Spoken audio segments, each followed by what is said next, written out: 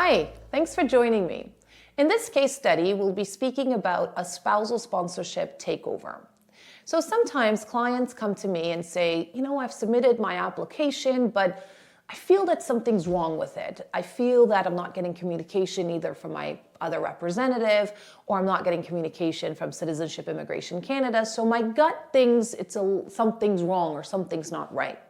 And the first thing I do is ask some pertinent questions as when did you submit it? What documents did you submit? Why do you think this? And sometimes I tell the client honestly, no, you're within the processing time. I think you're okay. Be a little bit more patient and save your money. But in this particular case, I too got my gut was telling me that something was not right. And of course, the client didn't know what was wrong. In order for me to figure it out, I need to review everything from the beginning. I need to review the forms that the client submitted, the storyline that they submitted with the application, previous applications that they may have submitted, not just to Canada, but other countries. It's important that I understand the entire situation, just like I would from the beginning. And so after a thorough assessment of the file, I called the client and I said, I think I know what's wrong with it. You didn't do something called a rukhsati. A rukhsati is for clients from certain nationalities, Pakistan in this particular case, is where the woman, with the rukhsati, a woman is supposed to be given to the man. It's a ritual that gets done.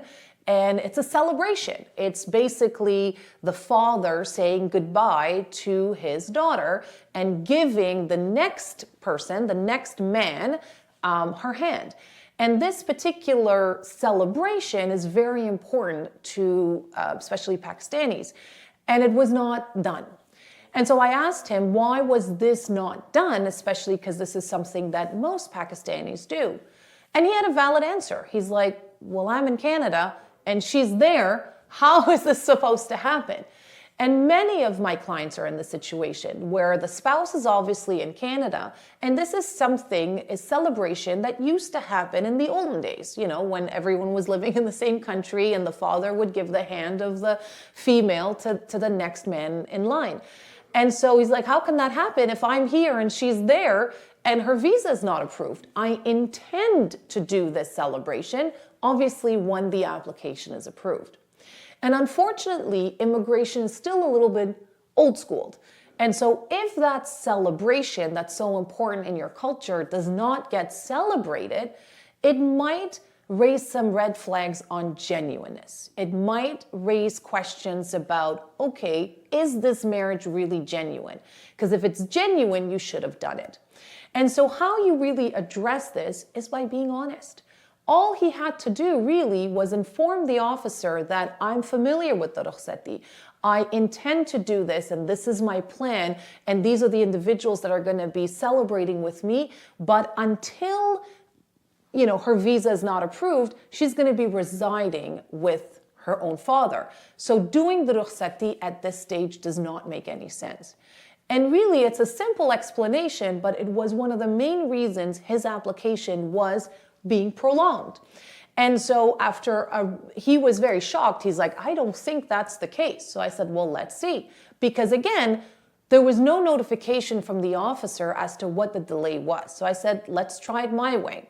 We obtained the file, we took possession of the file, we took representation, we submit a thorough story from the beginning, about how they met, where they met, about the rukhsati, what he intends to do, etc. And within about 4 to 5 weeks, if I'm not mistaken, the application came approved. So sometimes you don't know what's wrong with your application. So go back to the basics, go back from the beginning, review everything, because it's very likely that the delay is on lack of information.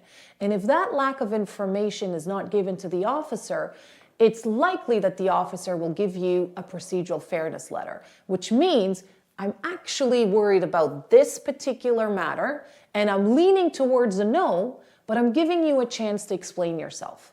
And so before getting that letter, we were able to gladly and help the client to say, this I believe is the issue and this we need to address now. So thankfully within I think 8 weeks time, his spouse was in Canada. So if you're in the situation, please do give me a call. Let me assess, let me review what the holdup is, and hopefully we can help you as well. Thank you, and until next time.